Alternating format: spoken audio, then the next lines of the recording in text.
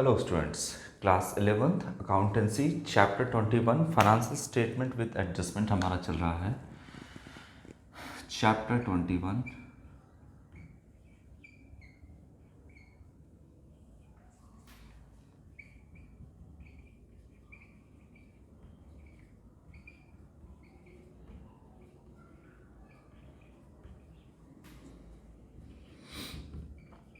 With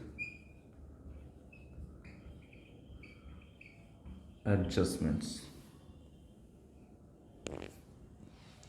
जिसका question number 40 तक हम लोगों ने सॉल्व कर लिया है। आज हम स्टार्ट करेंगे आपका क्वेश्चन नंबर 41 से।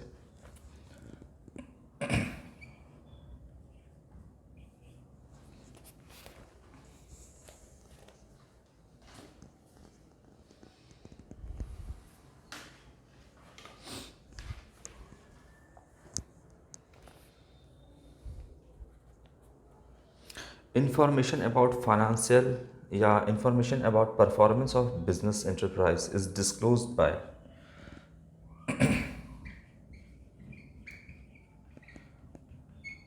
Information about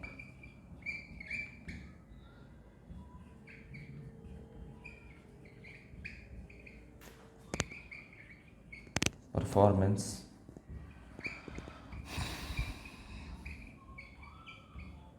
of a business enterprise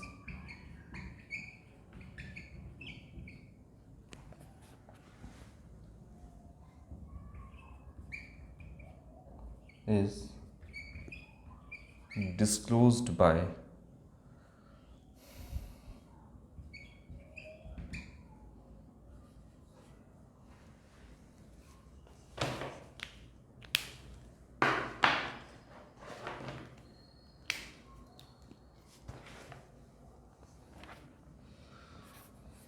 option A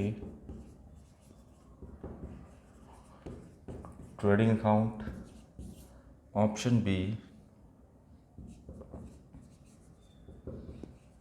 trading and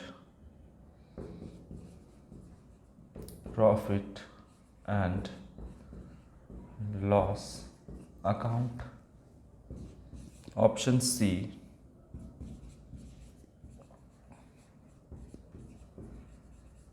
balance sheet, option D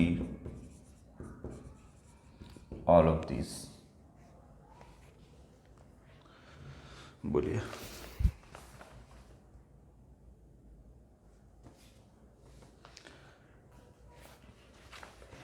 देखिए, information about performance of business enterprise. Business enterprise का क्या परफॉर्मेंस है, यानी क्या बिजनेस कितना प्रॉफिट कमा रहा है या प्रॉफिट नहीं कमा रहा है बिजनेस, यही बिजनेस का परफॉर्मेंस है।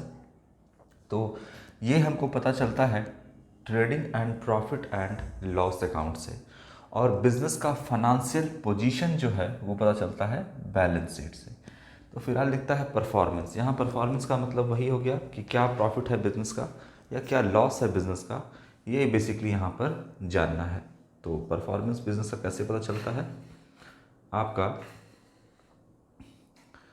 Trading and profit and loss account से। ट्रेडिंग अकाउंट से आपका ग्रॉस प्रॉफिट या ग्रॉस लॉस पता चलता है। Trading and profit and loss account से बिजनेस का नेट प्रॉफिट, इससे तो ग्रॉस प्रॉफिट, इससे नेट प्रॉफिट या नेट लॉस पता चलता है। ठीक है। इसके बाद बैलेंस शीट से जो है वो आपका फाइनेंशियल पोजीशन पता चलता है बिजनेस का, है ना। ठीक है। तो परफॉर्मेंस यहाँ पे trading and profit and loss account. Question number 42 देखते हैं क्या कहता है। बोलता है gross profit is equal to क्या होता है।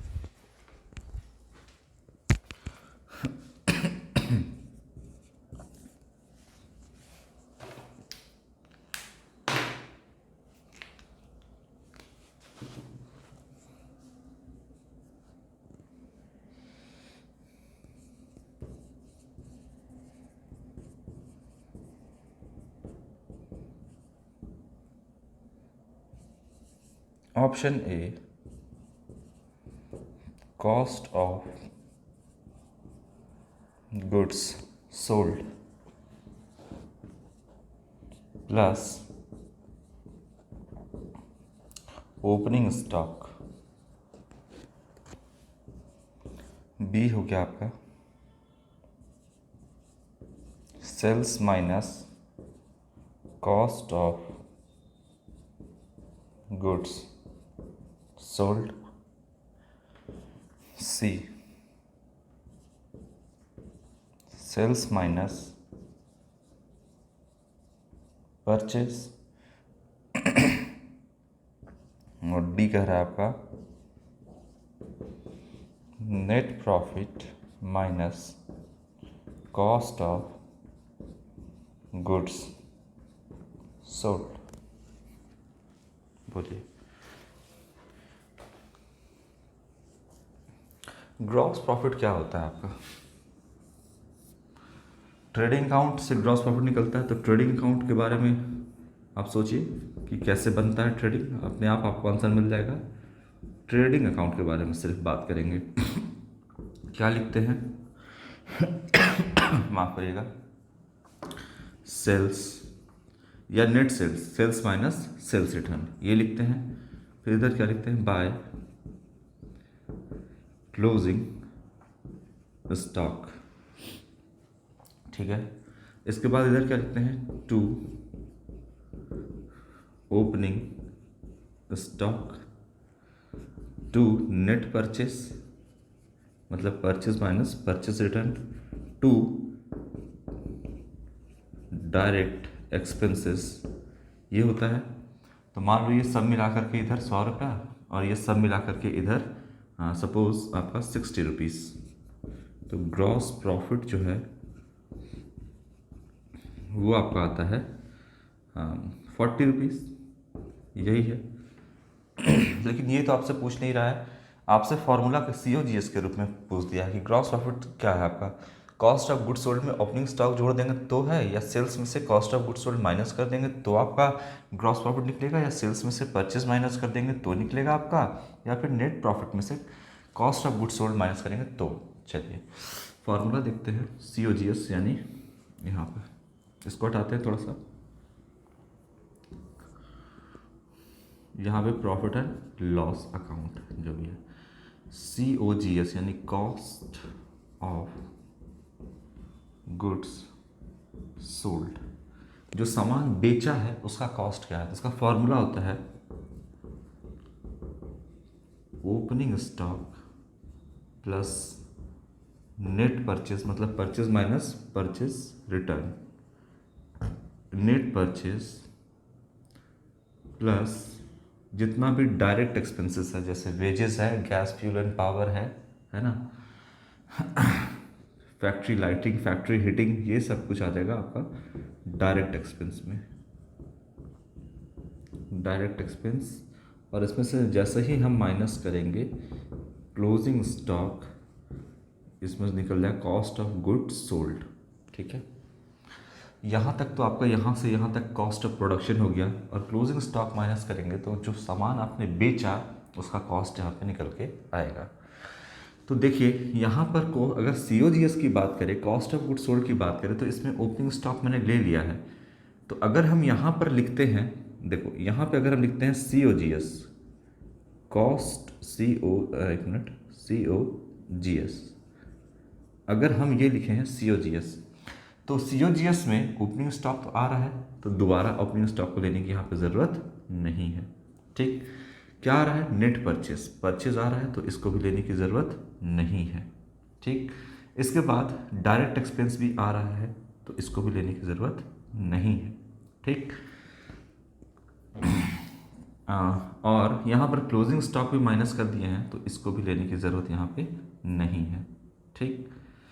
तो इसका मतलब क्या है कि सेल्स में से अगर COGS माइनस कर दीजिएगा तो क्या निकल जाएगा? ग्रॉस प्रॉफिट निकल जाएगा, सीधा सीधा बात है ना। तो इतना सारा कुछ नहीं लेगा, तो क्या लेंगे? क्या इस फॉर्मूला में नहीं है? सेल्स नहीं है, तो सेल्स लेंगे, और यहाँ पे सिर्फ क्या लिखेंगे? यहाँ पे लिखेंगे मान लो 2COGS, यहाँ पे ले लेंगे हम, तो सेल्स में से COGS माइनस करिएगा तो क्या निकल जाएगा? ग्रॉस प्रॉफिट यहाँ पे निकल जाएगा। अमाउंट चाहे जो भी हो, है ना, अमाउंट जो भी हो यहाँ पर सेल्स में से COGS माइनस करेंगे तो ग्रॉस प्रॉफिट आ जाएगा। अब देखो क्या है फार्मूला में, बोलता है ग्रॉस प्रॉफिट, ये कैसे निकलेगा, तो sales minus COGS, sales minus COGS cost of goods sold. Option number B जो है वो करेक्ट ऑप्शन होगा। ठीक है, तो फॉर्मूला याद होना चाहिए, ट्रेडिंग अकाउंट कैसे बनता है वो पता होना चाहिए, तो अपने आप क्वेश्चन सॉल्व हो जाएगा। चलिए क्वेश्चन नंबर 43 देखते हैं क्या कहता है।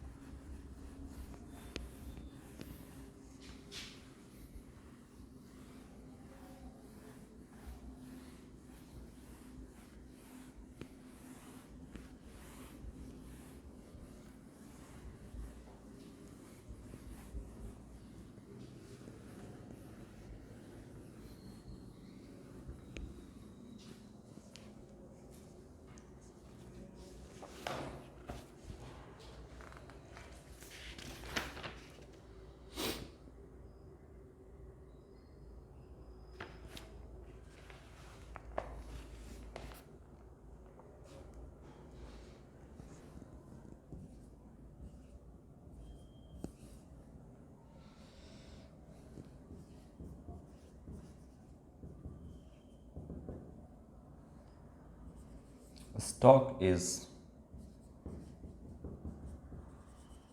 fixed asset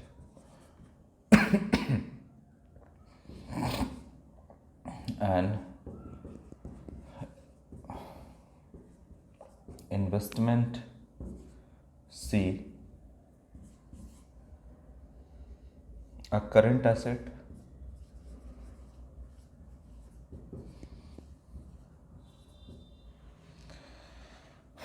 or D,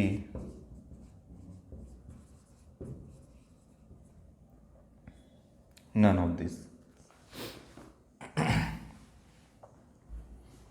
asset को हम लोगों ने, अगर एसेट की बात करें, पूरा रिवाइज करवा दे रहे हैं, एसेट्स की बात करें अगर हम, तो एसेट उसको बोलते हैं जो बिजनेस को चलाने में, प्रॉफिट कमाने में मदद करता है, उसको एसेट बोलते हैं।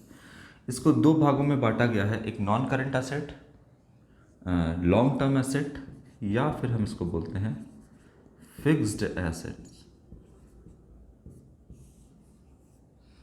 और दूसरा भाग होता है आपका करंट एसेट।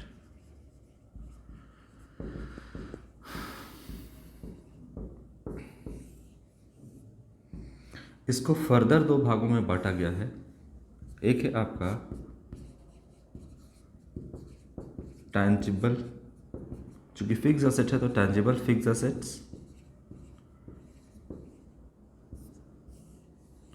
जिसके अंदर आपका आ जाएगा, जिसका फिजिकल एग्जिस्टेंस होता है, land, building, furniture,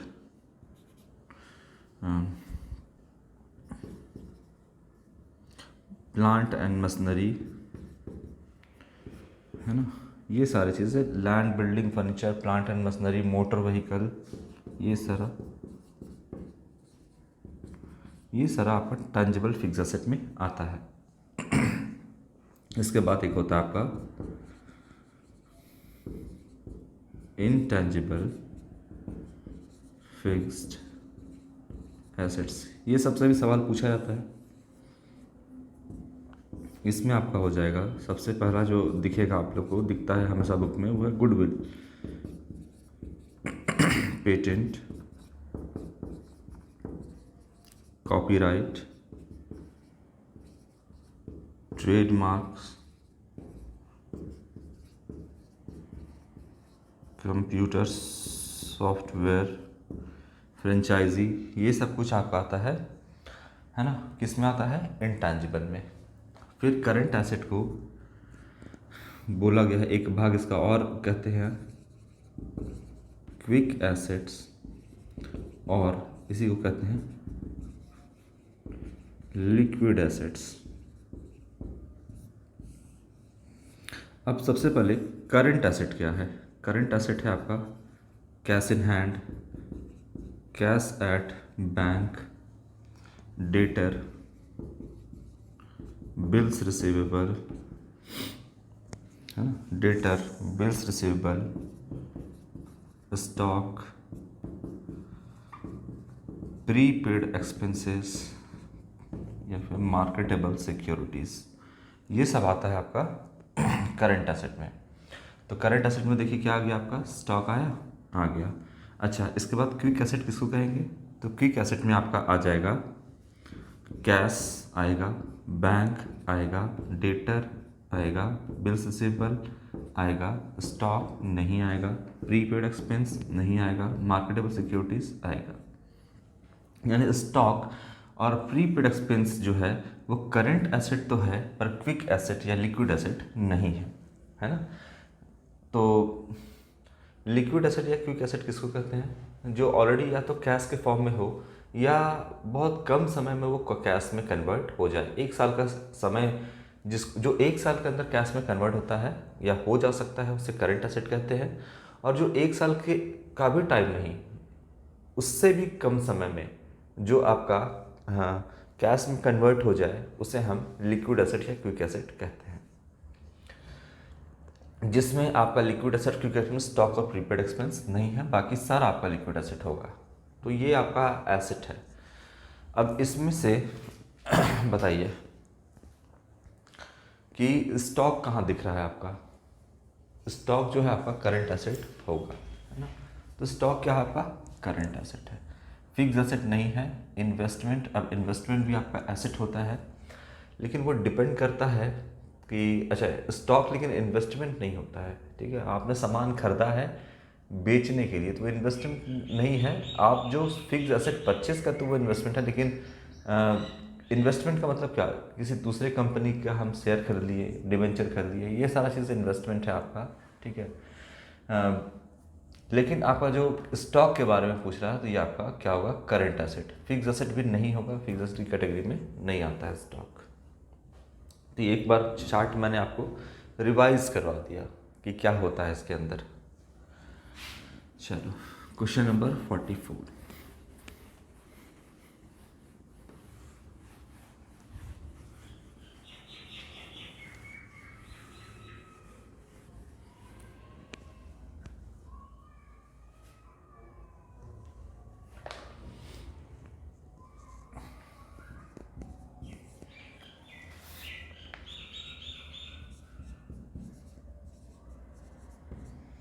If sales revenue are rupees 4 lakh, यानी सेल करने से जो रेवेन्यू जनरेट हुआ है वो है आपका 4 लाख। इसके बाद कहता है cost of goods sold is rupees 3,10,000 and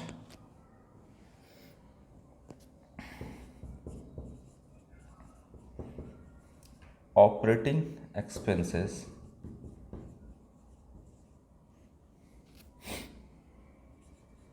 are rupees 60,000, 60,000 रुपये का है।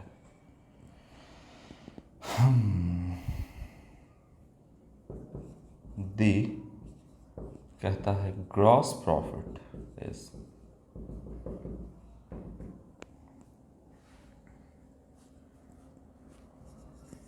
Option A rupees 30,000, option B rupees 90,000, option C rupees 3,40,000 और ऑप्शन डी रुपीज़ 60,000। 4 लाख का सेल्स रेवेन्यू है और आपका 3 लाख का जो है वो है कॉस्ट ऑफ गुड सोल्ड है। देखिए यहाँ बना लेते हैं trading and profit and loss account. क्या होता है आपका,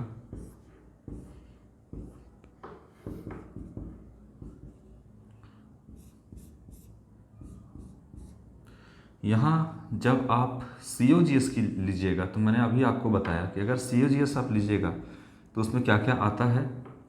ओपनिंग, है ना, COGS में आपका आ जाएगा opening stock plus purchase, net purchase plus direct expense less closing stock. तो क्या नहीं आता है? सेल्स। तो आप सेल्स लीजिएगा, इसमें से माइनस करिएगा COGS, तो निकल जाएगा ग्रॉस प्रॉफिट। ठीक। तो यहाँ कहता है कि जो सेल्स रेवेन्यू है वो है 4 लाख, 4 लाख। COGS जो है वो है 3,10,000। तो ग्रॉस प्रॉफिट जो आएगा वो आएगा 90,000। तो फिर यहाँ पे क्यों दे दिया है operating expense? Operating expense trading का तो पार्ट ही नहीं है। दो आपका एक्सपेंस है, यहाँ पे होगा आपका ऑपरेटिंग एक्सपेंस PL में, और यहाँ होगा टू ऑपरेटिंग इनकम, है ना। यहाँ पे होगा आपका ऑपरेटिंग एक्सपेंस लिखते हैं PL में, और ऑपरेटिंग इनकम लिखते हैं इधर। फिर ऑपरेटिंग इनकम में से ऑपरेटिंग एक्सपेंस को घटाते हैं तो निकलता है ऑपरेटिंग प्रॉफिट। ठीक है। फिर यहाँ से ऑपरेटिंग को ट्रांसफ़र करेंगे यहाँ पे, और फिर यहाँ पे होता है नॉन ऑपरेटिंग इनकम, और फिर यहाँ पे लिखिएगा टू नॉन ऑपरेटिंग एक्सपेंस, जो बिजनेस के नॉर्मल ऑपरेशन से रिलेटेड नहीं होता है। तो फिर यहाँ से इसको माइनस करिएगा, मतलब यहाँ नॉन ऑपरेटिंग में से नॉन ऑपरेटिंग इनकम में से एक्सपेंस को माइनस करिएगा तो निकलता है आपका नेट प्रॉफिट। ठीक है, ये प्रोसेस होता है। तो यहाँ पर देखिए, ग्रॉस प्रॉफिट को निकालने के लिए यहाँ पर ज़रूरत नहीं है ऑपरेटिंग एक्सपेंस या ऑपरेटिंग इनकम की, या नॉन ऑपरेटिंग एक्सपेंस या नॉन ऑपरेटिंग इनकम की। ग्रॉस प्रॉफिट का काम यहाँ तक है, सेल्स में से COGS माइनस कर दीजिए, ग्रॉस प्रॉफिट आ जाएगा। अगर पूछेगा कि नेट प्रॉफिट कैसे निकालना है, तो फिर वहाँ पे देगा कि अगर दे देगा, मान लीजिए कि ऑपरेटिंग इनकम में से ऑपरेटिंग एक्सपेंस घटाएंगे तो ऑपरेटिंग प्रॉफिट निकलेगा। अच्छा, पूछ सकता है कि ऑपरेटिंग प्रॉफिट कैसे निकलेगा, तो ऑपरेटिंग इनकम में से ऑपरेटिंग प्रॉफिट घटाएंगे तो ऑपरेटिंग प्रॉफिट निकलेगा। ऑपरेटिंग इनकम, ऑपरेटिंग एक्सपेंस, तो ऑपरेटिंग प्रॉफिट। नॉन ऑपरेटिंग कैसे निकलेगा, तो non operating income minus non operating expense, तो निकलेगा आपका नेट प्रॉफिट। ठीक है। और अगर सिंपल बोले नेट प्रॉफिट कैसे निकलेगा, तो revenue income minus revenue expense, net profit निकलेगा। चलिए, तो यहाँ पर क्या हो जाएगा आपका, यहाँ पर 90,000 होगा। ऑपरेटिंग जो एक्सपेंस दिया है वो तो PL का भाग है, उसको अभी देखने की ज़रूरत नहीं है। क्वेश्चन में जानबूझ कर कैसा देता है ताकि आप कंफ्यूज करो। यहाँ पे आंसर आपका 90,000 ही होगा।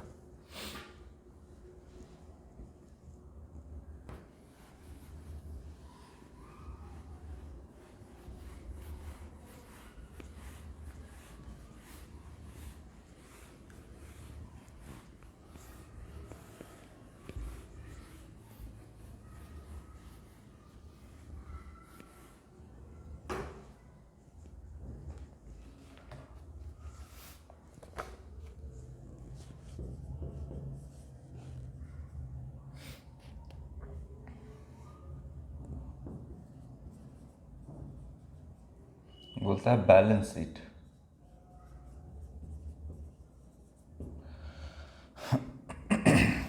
Balance sheet is prepared to find out। क्या फाइंड आउट करने के लिए बैलेंस शीट यहाँ पे प्रिपेयर किया जाता है? ऑप्शन A, ग्रॉस प्रॉफिट और ग्रॉस लॉस। B है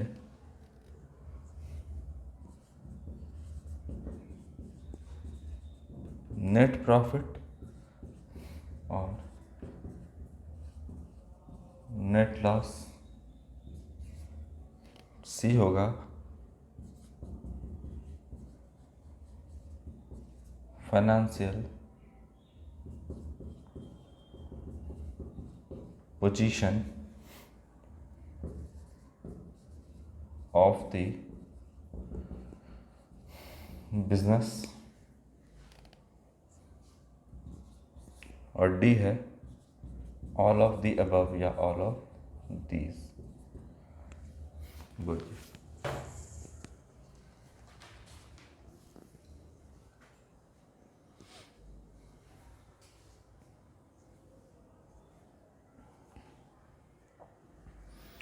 बैलेंस शीट जो फाइनेंशियल स्टेटमेंट या फाइनल अकाउंट जो हम बनाते हैं, उसमें हम बनाते हैं trading and profit and loss account and balance sheet.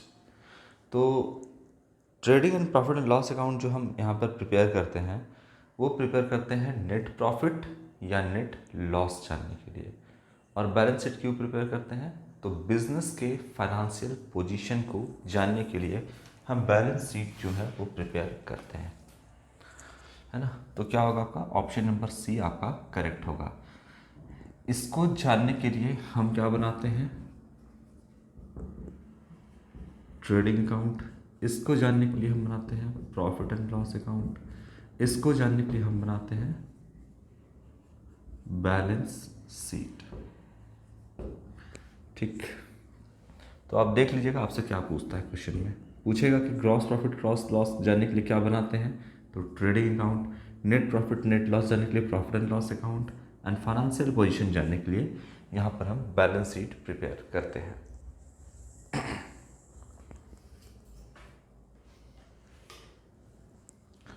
चलिए, तो क्वेश्चन नंबर 45 हम लोगों ने यहाँ पे कर लिया है। बैलेंस शीट कैसे प्रिपेयर किया जाता है ये अकाउंटिंग क्वेश्चन में हमने आपको बताया है, बहुत प्रैक्टिस करवा दिया मैंने आपको। यहाँ पर क्या होता है? जो एसेट्स है बिजनेस का वो बराबर होता है लायबिलिटीज प्लस कैपिटल के। पूरा एसेट मान लो बिजनेस का 5 लाख रुपीज़ का है, अगर ऑनर ने 3 लाख लगाया है तो 2 लाख आउटसाइडर का पैसा है। और यही इसे कहते हैं अकाउंटिंग इक्वेशन, या इसका दूसरा नाम होता है बैलेंस शीट इक्वेशन, क्योंकि इसी पर बैलेंस शीट प्रिपेयर किया जाता है। और बैलेंस शीट हमेशा टैली करता है। क्यों? क्योंकि अकाउंटिंग इक्वेशन बेस्ड है, ये हमेशा एसेट जो है वो कैपिटल प्लस लायबिलिटी के बराबर ही होगा। और ये किस पे बेस्ड है? तो ये बेस्ड है आपका डुअल एस्पेक्ट कंसेप्ट पे, ठीक है, जिसे हम दूसरा नाम क्या है? बैलेंस शीट इक्वेशन भी है। तो बैलेंस शीट हम बनाते कैसे हैं? बैलेंस शीट फिर से जान लीजिए, आपका एक स्टेटमेंट होता है। ये भी पूछता है कि बैलेंस शीट क्या होता है, कौन सा अकाउंट है, पर्सनल अकाउंट, रियल अकाउंट या नॉमिनल अकाउंट, या फिर बैलेंस शीट आपका जो है वो एक स्टेटमेंट है। तो एक स्टेटमेंट है, एक डॉक्यूमेंट है, जिससे हम बिज़नेस के एसेट और लायबिलिटी के बारे में जानते हैं, यानी बिज़नेस के फाइनेंशियल पोजीशन के बारे में जानते हैं। तो इधर लिखेंगे हम लायबिलिटीज़। लायबिलिटीज़ का मतलब यहाँ पर हो गया कैपिटल प्लस लायबिलिटी, क्योंकि लायबिलिटी जो है वो आउटसाइड लायबिलिटी है और लायबिलिटी का कैपिटल भी जो है आपका इंटरनल लायबिलिटी है, इसलिए हम डायरेक्टली यहाँ पर लायबिलिटीज़ लिखते हैं। कैपिटल प्लस लायबिलिटीज़ भी लिख सकते हैं, कोई गलत इसमें नहीं है, लेकिन डायरेक्टली आपका सवाल में देखिएगा कि लायबिलिटी ही लिखा रहता है। क्यों लिखा रहता है? क्योंकि कैपिटल भी इंटरनल लायबिलिटी होता है बिजनेस के ऊपर। क्यों इंटरनल लायबिलिटी होता है? क्योंकि सेपरेट एंटिटी कंसेप्ट या बिजनेस एंटिटी कंसेप्ट या एंटिटी कंसेप्ट ये कहता है कि जो ऑनर होता है और जो बिजनेस होता है वो दोनों अलग अलग होता है। इसीलिए जो ऑनर ने बिजनेस को दिया है वो क्या दिया है? तो कैपिटल, मतलब ऑनर का जो बिजनेस में हिस्सा होता है उसे कैपिटल कहते हैं। और बिजनेस के पॉइंट ऑफ व्यू से हम चूंकि रिकॉर्ड करते हैं सेपरेट एंटिटी कंसेप्ट या बिजनेस एंटिटी कंसेप्ट, ये भी कहता है कि जो भी रिकॉर्ड करना है आप बिजनेस के पॉइंट ऑफ व्यू से करिए। तो बिजनेस ये कहता है कि जो कैपिटल मुझे ऑनर से मिला है, यानी जो पैसा या जो सामान मुझे ऑनर से मिला है, वो मेरे ऊपर एक तरीके का लायबिलिटी है, लेकिन चूंकि ये ऑनर ने दिया है, मालिक ने दिया है, इसीलिए ये इंटरनल लायबिलिटी कहलाता है। और बिजनेस के पॉइंट ऑफ व्यू से देखिएगा तो जो बिजनेस का मालिक है या जो ऑनर है वो बिजनेस के लिए क्रेडिटर होता है, ये भी सेपरेट एंटिटी कंसेप्ट कहता है। चलिए, तो क्वेश्चन नंबर 45 हो गया। 46 से हम नेक्स्ट वीडियो में बताएंगे। Thank you.